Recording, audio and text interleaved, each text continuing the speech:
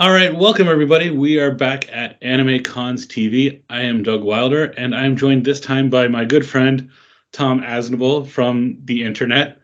Hello, everyone. Happy to be here. Yeah, we just got back from Anime NYC 2023. It was held. Wow, hold on. I can't. I need to look at a calendar while I do this, and we're going to leave this in because I don't care.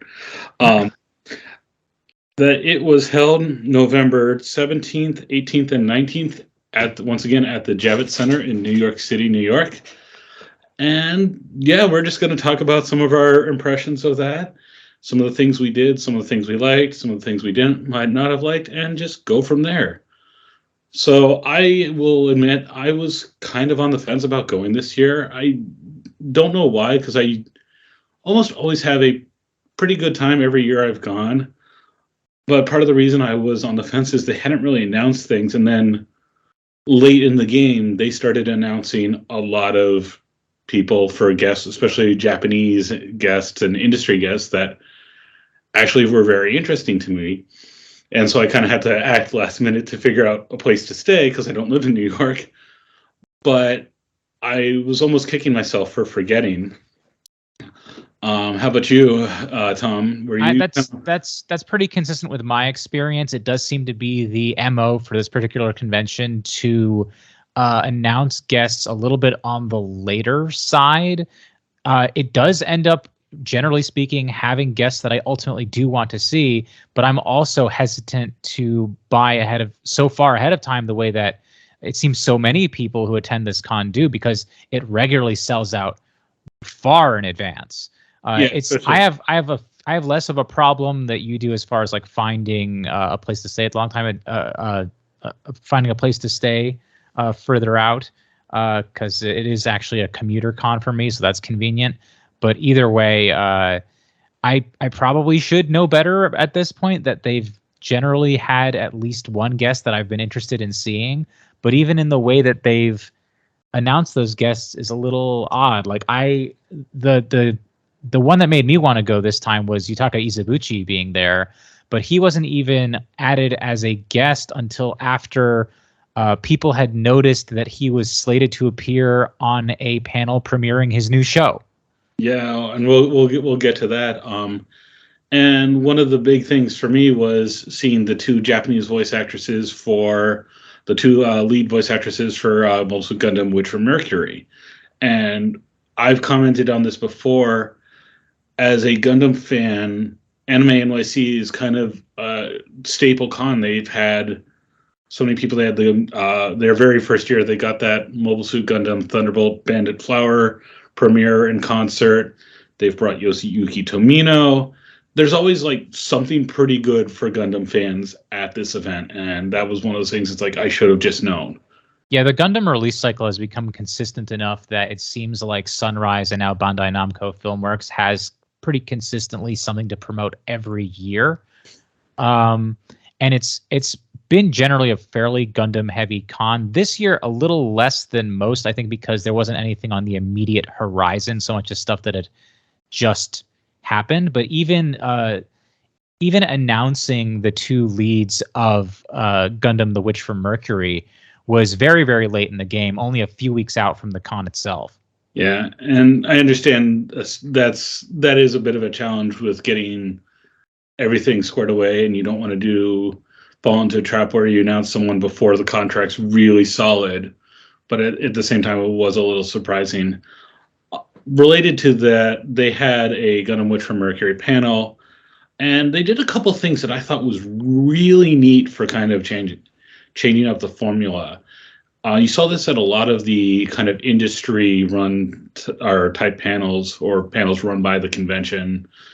They kind of fit into kind of the same area where, especially for Japanese guests, they had questions up in advance with the moderator, and the moderators were really dynamic.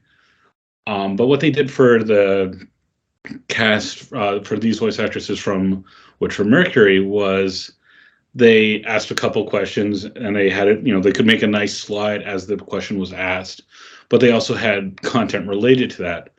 So like they asked them, what was your favorite episode, and then what was your favorite scene within that episode. And after the guest answered it, because they had planned this ahead of time, they then showed the scene, which was really good because it gave a lot more context, and you could see a little bit more of like, oh, they talked about this part of the scene that really got to them, or things like that. And it was subtitled. It was still the Japanese audio, so you could see what they were talking about. I thought that worked really well, and I'd love to see more conventions do that. Yes, it's not as maybe intimate as fans having open Q&A, but I think it makes a better presentation overall. They also did a live reading of one scene, and obviously it's a little harder to do kind of a matching of lip flap for a scene like that. So instead, they just had the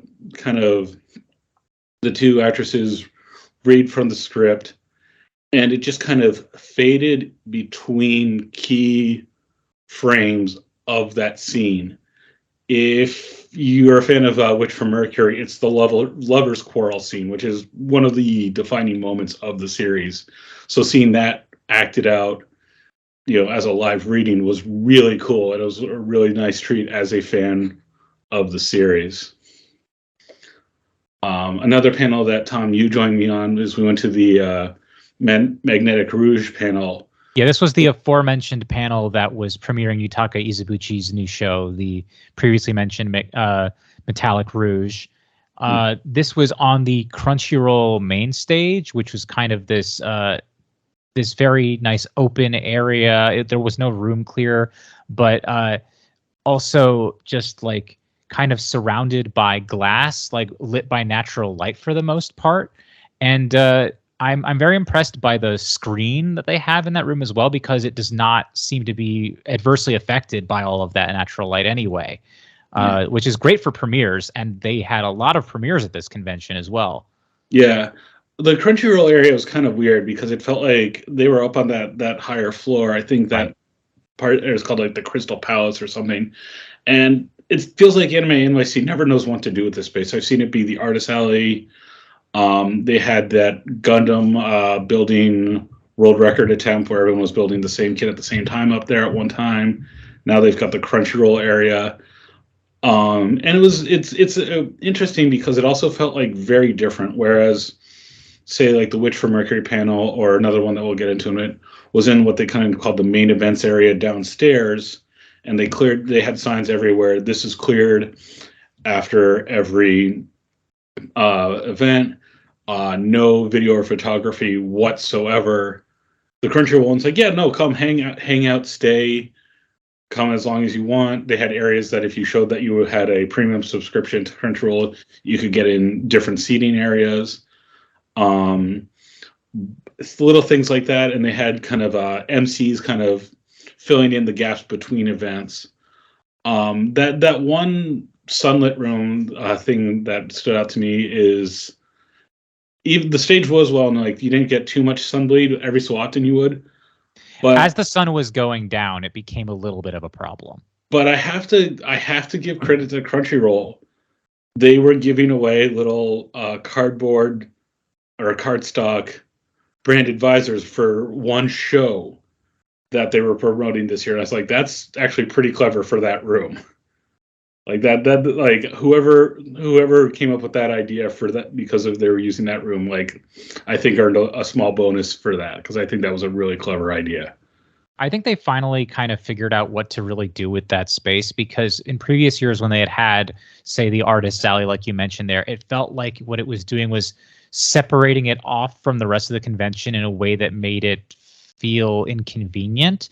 By having a more of a focal area there where you have things like these big premiere panels or the Jujutsu Kaisen experience, which every time we passed by it, the line was capped. That was a very popular event. I think they figured out what to do with that space. Yeah, make it more of a destination. That's very true. And they had some photo opportunities there. They had like a little booth for giving away their own swag. It was interesting seeing they had some photo opportunity areas, but there was a lot in the dealer's room too, like a lot of industry booths. had pictures. Like I know both you and I got pictures at the Zom 100 zombie shark thing, and there's a bunch of other ones that you could do. And I think they're nice because they're interactive, but they're pretty quick. Like you're not waiting in a long line for something. It moves pretty quickly. You get your picture, you go on. Generally speaking, line management overall, I thought was something that this convention did a pretty good job with. I very rarely, really stood in a line that I felt was out of reason.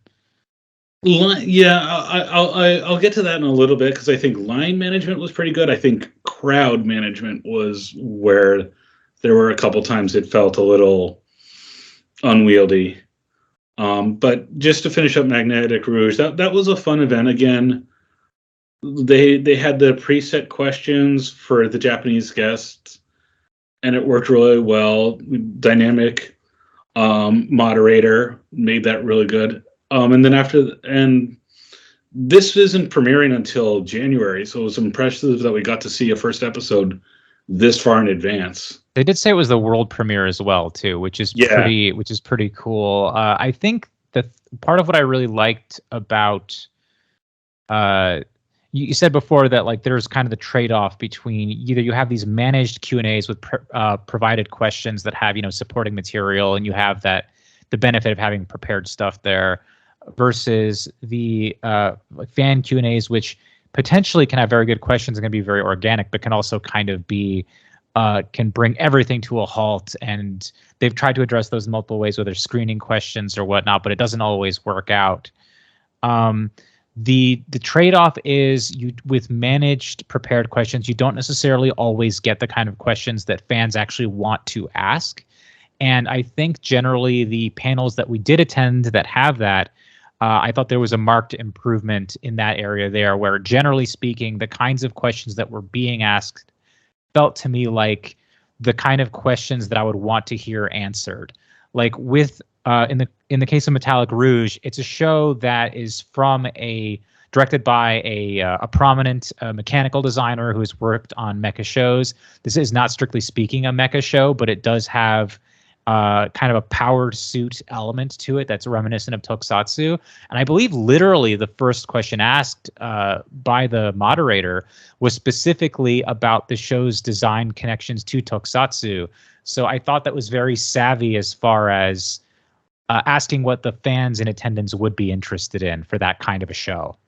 Yeah, they were pre-prepared, but they were well thought out too. They got good answers from them versus sometimes you ask a question and you get like a 2-word answer and then you move on. Yeah, I think that in this case, maybe it was a little serendipitous because it seems like the collaboration between like Tokusatsu and anime staff was kind of one of the selling points of this thing. But regardless, I thought that was good, and that extends to other panels that we went to as well, that I felt like the questions that they had prepared were good ones. Yeah. The next panel that we'll mention that you and I attended to was they did the Studio Trigger for the 10th anniversary of Kill la Kill and the 15th anniversary of Gurren Lagann, which saying both of those out loud makes me feel a little old. But they worked well as a combo, even though these were both originally Gainax shows. Well, Kill la Kill was Trigger, but Gurren Lagann is now, I believe, in the hands of Trigger rights-wise, and that's a more recent development. But we hurried there from the Magnetic Rouge panel, and we were going to miss it, but we got a good chunk of the Kill la Kill content and all of the Gurren Lagann content. And again, it was really well thought out questions, very engaging, really, really good moderators. I think actually Anime NYC actually put out like applications for people to apply to be moderators, and that may have actually helped as if they interviewed and screened people, because they definitely they worked the crowd well and got everyone engaged and things like that. It also makes me wonder if the moderators themselves, if it is a position that you can apply for rather than, say, you working for Crunchyroll, like was the case with the Metallic Rouge panel. I don't know whether or not these moderators were Crunchyroll staff or not, but some of the questions asked were things like, oh, I've wanted to know the answer to this question for 15 years, so to speak. I think the specific question was, when the robots in Gurren Lagann emote, is that some show that like the robots have their own will, or is it an extension of the pilot, right? Like something like that is such a specific question to me that feels like it's very intentional as opposed to something that was just like a selling point. Yeah. And that one was fun, and finally getting the dates for when we're going to see the Gurren Lagann movies come to theaters for the anniversary in America, which I cannot wait for. That's going to be so much fun. And in 40X, no less. I mean, when Promare came out, it feels like it wasn't that long ago, but it has been a few years. That came out in 40X, and that was a real hoot. So seeing Gurren Lagann that way, I'm really looking forward to it. I hope those tickets don't sell out before I can get to it, because I definitely want to go see it in the 40X. Just it's the right. I think a couple of us were talking about this out of the fact.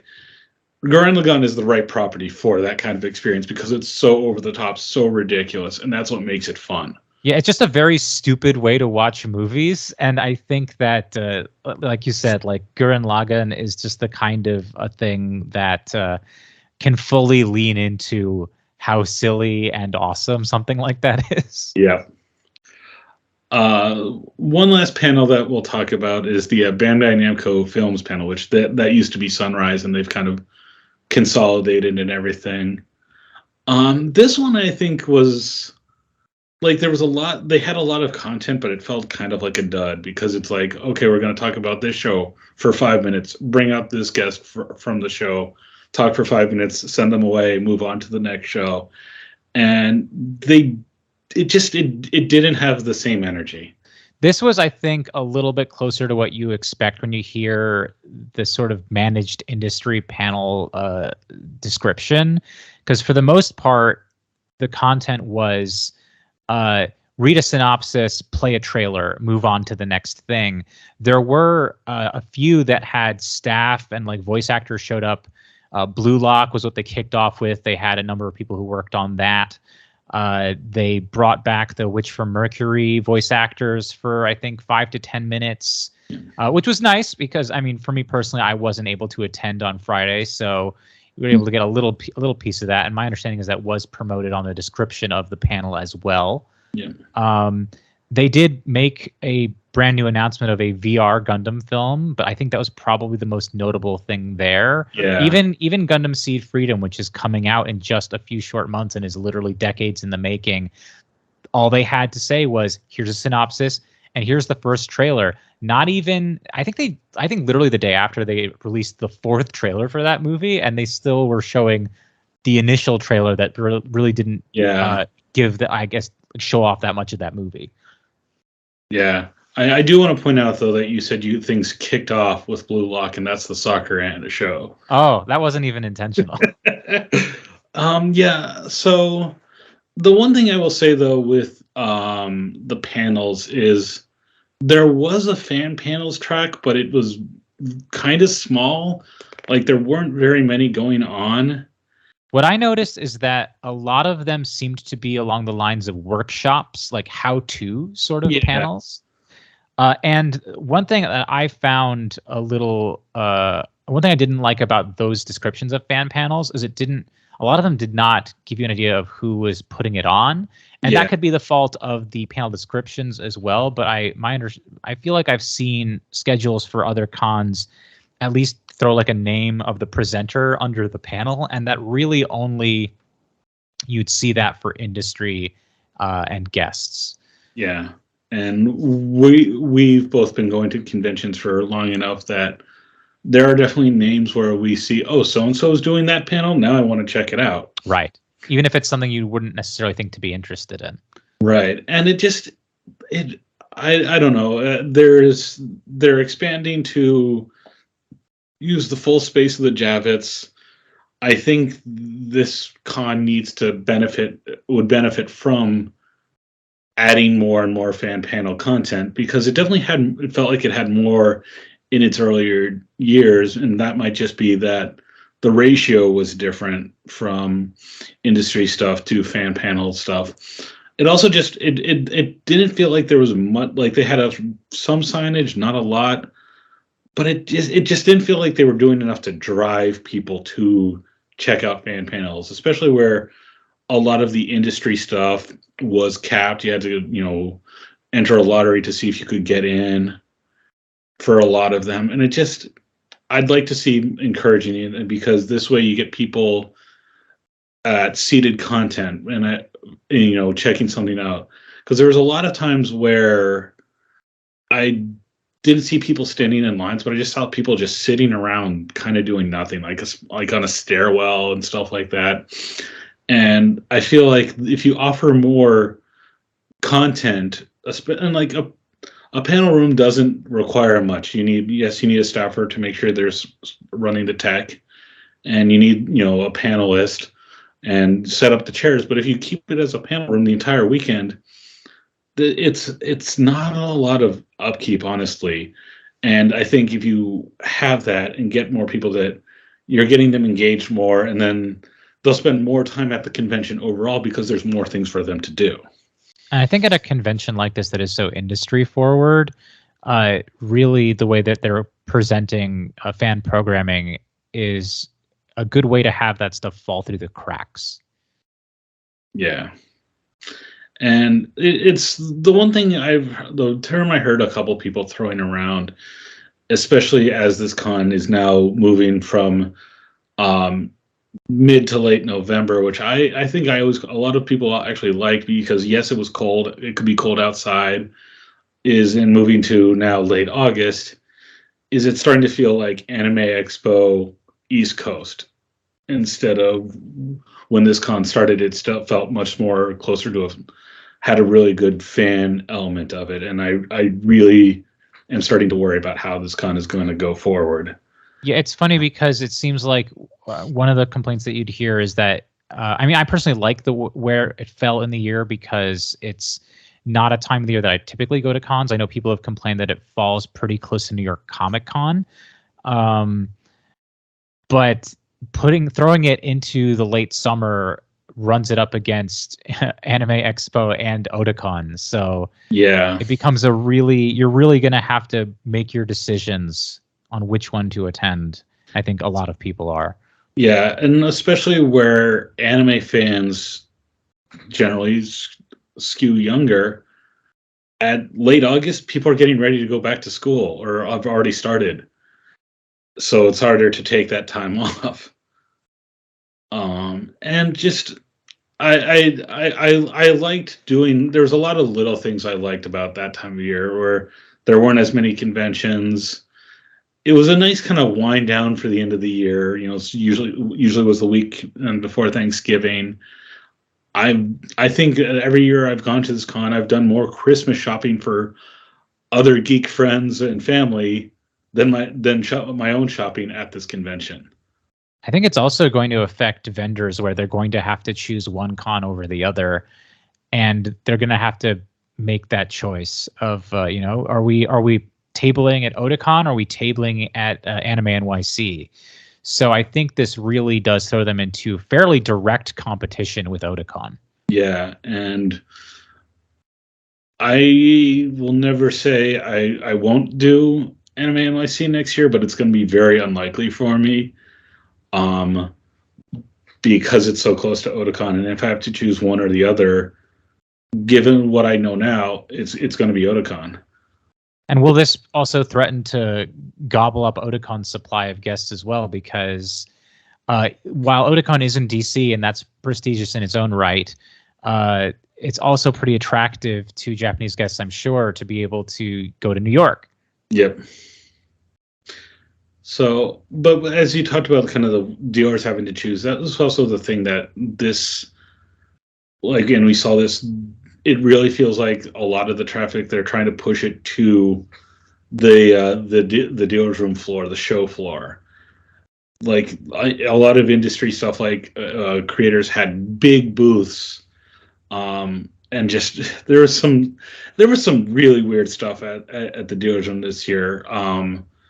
Again, this is a con that always gets Gundam guests, and the Bandai booth. They didn't bring back the kind of the Gundam base experience that they had last year. Instead, they had that New York Comic Con a few weeks before this. and the only Gundam merch stuff they had at their booth was 2 exclusive prints, a $50 one and an $80 one, and they only had like 100 of each, which I understand it's a limited edition, but that's a pretty low amount. Like, that's going to sell out instantly. And my understanding is that's basically what happened. Yeah, like that was a weird decision. Aniplex had a big booth at promoting some stuff. I don't know about you, but I felt a little uncomfortable that they're still really pushing the new Rurouni Kenshin anime, given how problematic that creator is. And I don't know if that's we had a contractor that's sunk cost at this point, but that felt a little weird. Like, maybe promote some other stuff that you've got coming up. But there was a couple weird tables too. There was the U.S. Army recruiting table, the FBI recruiting table, and not only were this Army, but also the Marines, and they didn't have just a table; they had like a whole booth. Like, that was a big footprint for that booth. Yeah, they had pull-up bars set up to kind of coax people to test their might, I suppose. Yeah, I mean, it was fun every so often. You look over there and see someone doing it in a costume, but it was still really kind of weird. But just there were some other I will say the Anime NYC merch booth. Every time I walked by that when the Duotron was open, it always had a line from the beginning of the day to it. It kept moving, but it always had a line. I was really surprised how popular that booth was. And I mean, their merchandise seemed pretty good. It was a little more expensive than anything I wanted to pay for this time around. But again, they seemed to be doing well because they were always had people there. They had like HoloLive presentations at one booth, and this is where I was talking about line control was great, crowd control was not good, because people were just making a giant throng of people watching this presentation at the booth, and it was right near one of the entrances to the main like show floor, so it just seemed like almost a fire hazard, or just if you weren't interested in but you were trying to get in through that door, you had to kind of really kind of force your way through. And it just seemed like poor setup. Maybe it was a bad placement choice, but also just a bad choice of how to use that area. And it kind of bothered me that I have no problem with HoloLive as a fandom, but the logistics of it, I think, needed another pass.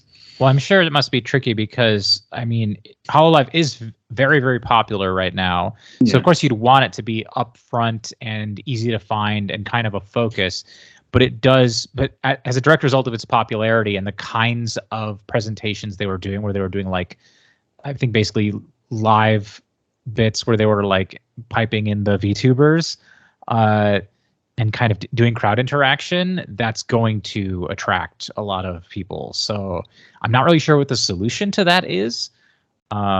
Speaking of potential fire hazards, it's like a consistent thing with the Javits. And another thing I'm not really sure how you solve, besides just like really getting on people about this, people just kind of congregating on stairs. Yeah. And just like sitting there and like really just blocking up the whole thing. It definitely this year definitely felt a lot more crowded too. I saw they'll line people up outside before they opened on Friday, and then they had kind of the rope drop, so to speak, and watching that line queue up and seeing how quickly it grew before they opened the rope and stanchion, it was just like, wow, people are still coming. I'll be curious to see if they give us attendance numbers, how it compares to last year, but it definitely felt like there was a lot more people this time around. One vendor I do want to kind of shout out, or actually there's a couple of vendors I do want to shout out that I liked. I like that this year I saw not just like one Japanese tourism booth, but like a set of three or four of them. And they also had, Japanese language learning, like a block of them. The New York Public Library had a booth, And I want to see more stuff like that in the dealer's room because there is space for it without a doubt. And I think they're not going to get a just high end, high amounts of traffic as a vendor selling, anime goods. But I think they're good things to have, and I think they're resources worth exploring and stuff. And I talked with kind of the tourism ones, and they were really fun. They had a couple where like you could do a little lottery to see if you could win a prize or something like that, just small things.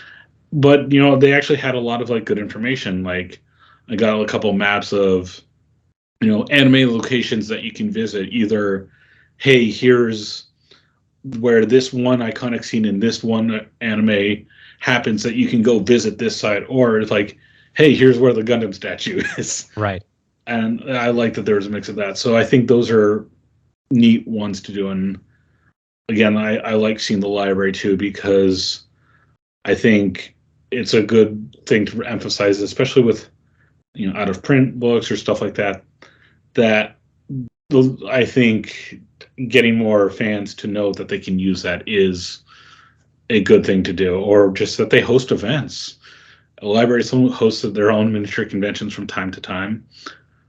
Also, just one other booth that I like seeing was Book Off, which has at least one store. Does it have any more in New York, or is it just that Yes, one? they've opened an anime focused store in Industry City's Japantown area, and they've actually moved a lot of their more anime focused stock to that one, and so their convention appearances are very much in line with what they have at that particular location. Yeah, but they had a lot of, I wouldn't say almost older, inexpensive stuff, like just like little miniature figures that you got at like a gotcha machine in Japan. Tchotchkes, basically. Yeah, but the price point was very, very reasonable, and you had to dig through to see if you could find anything. It wasn't that well organized, which, given the nature of that, I'm okay with. But it was neat to see, and it was a booth where you had to sift, but it wasn't complete chaos. Like everything was still on hooks in bags, so you could kind of live through, versus just like a tub of junk. So I like seeing that and knowing that store. And they actually did mention that, oh yeah, if you want to come, we do have an actual storefront in New York if you want to see more of this stuff. And you don't see too many vendors like that anymore with the small tchotchkes, at least the older ones, that are at least still organized. Book Off is uniquely advantaged in the sense that I'm fairly certain that they do actually ship stuff over from their parent stores in Japan, because the amount of stuff that they have and the range of ages that it tends to be seems like it's also being imported and not just being sold by anime fans and Japanese expats in New York. I will say one of the items I found, I know, was from kind of a set of figures, and I looked it up because I was curious about it, because I wanted to see how many more I can find from this series, and I realized this was like a 20-year-old gotcha set. So now I have a quest to hopefully check back with them in the future. Any vendors stick out to you? There are ones that you wanted to mention?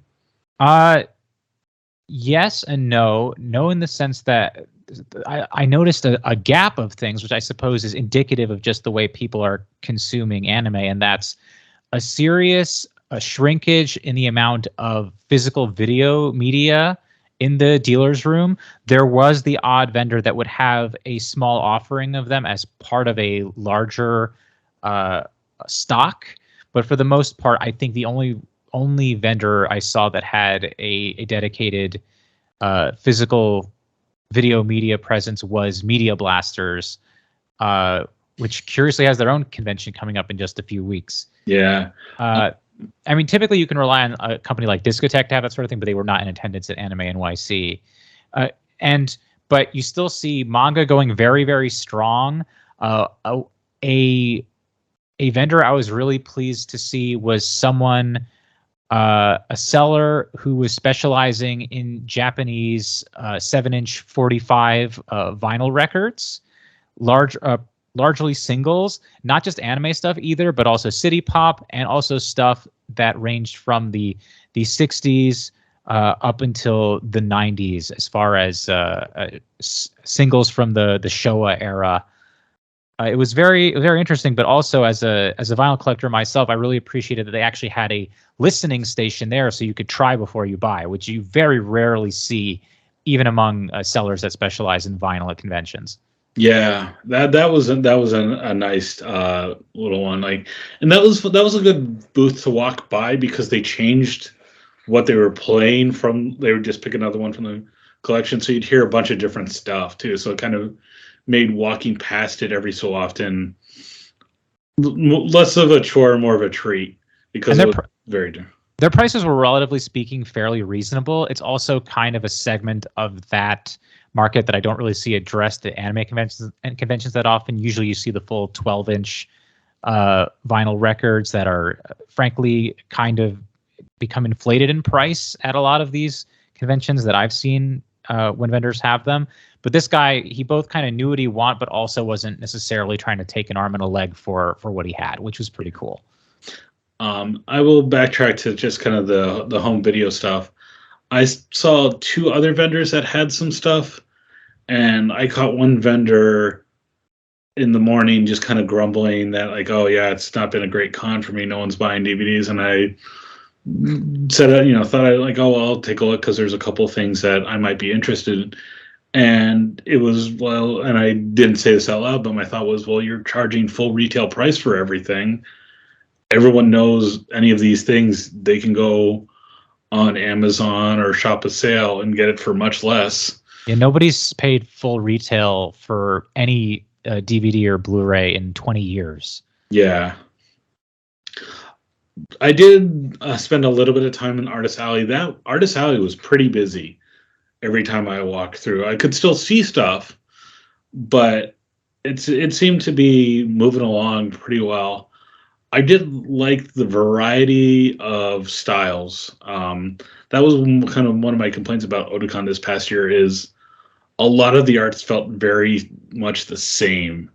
And I didn't get that impression at this con. It felt there was a bigger variety of styles by what the artist was like, what type of look they gave, their aesthetic, and the color palettes they used, as well as just what the subjects were. It felt a much bigger variety.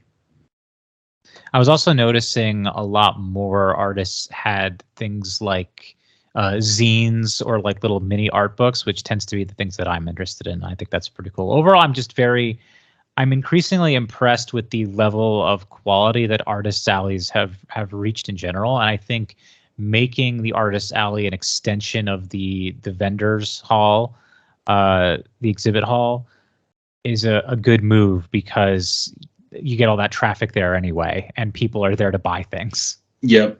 And I think the way it's set up, where you kind of go in, you start in the dealer's room and then go to the Artist Alley.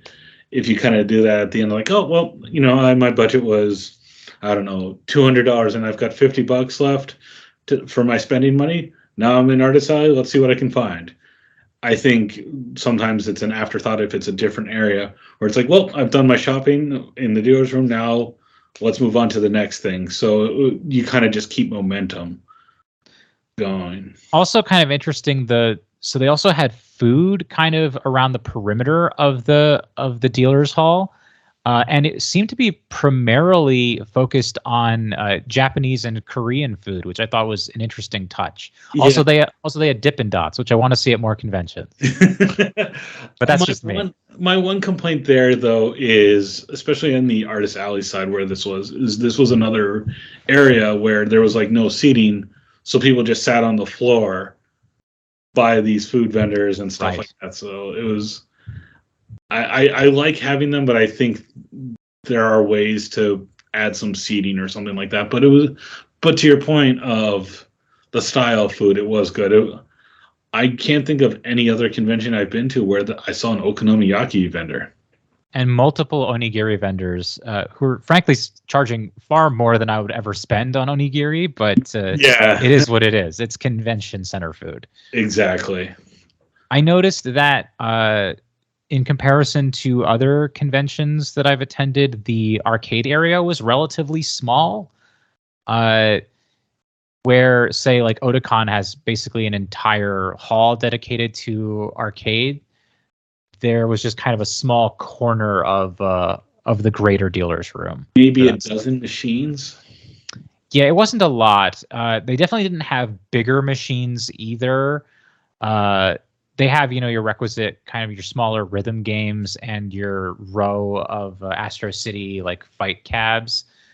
But apart from that, and I think Initial D machines, but I think that was for the most part what they had. It wasn't a huge variety compared to what I've seen at a convention like Otakon.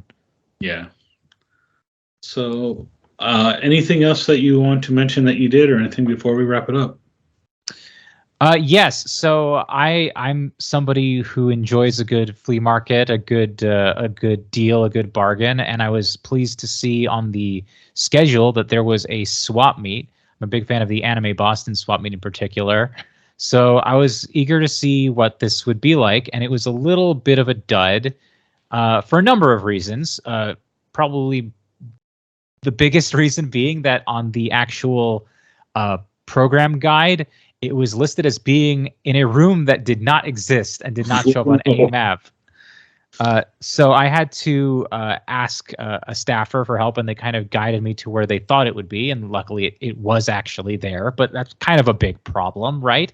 Especially when you have it in your app, and Anime NYC, they don't use guidebook. They have their own specific app. You'd think they'd be able to update that if it was, brought to their attention, but no such luck. But it was really only maybe like, I don't know, 9 or 10 people with a bunch of tchotchkes laid out on blankets in a room. And it just it wasn't particularly interesting. Also on the schedule, it was basically one of the last events you could go to on Sunday. And by that point, most people are either clearing out or they're grabbing what bargains they can in the dealer's room, of which that's not a good time. Yeah, it wasn't. It was a bit disappointing in that way. But as far as bargains in the dealer's room, Drawn and Quarterly did not want to go home with books. So a number of us made out with some really incredible deals. There you go. So, all right. Well, Tom, before we let you go, where can people find you out in the world these days if they want to see what you're up to? Well, I guess I'm still technically on the site formerly known as Twitter under Tom Aznable. I'm also on Blue Sky, though I'm not particularly active on there, though I'm not really active on either. So I guess you can still relatively just find me as Tom Aznable in places until the internet settles into a new equilibrium. Sounds good. And if you want to find us, always check us out at AnimeCons TV. I'm also on the site formerly known as Twitter with @Nigoki. You can also find me on Blue Sky with Nigoki. But let us know how you guys are doing if you went to Anime NYC or if you're checking out any other cons recently. If you're going to, what is it, Anime NJ, the one that's coming up with Media Blasters? That's right. Definitely check that out. We want to see how that one goes, with that one being so close to Christmas. And we know a couple people that are attending, and we want to hear from them. And send us lots of information. We're on Facebook, Twitter, all sorts of places, and you can always send us a good old-fashioned email at podcast@animecons.tv. I'm Doug Wilder. I've been joined today by Tom Aznable, and we'll see you guys again soon.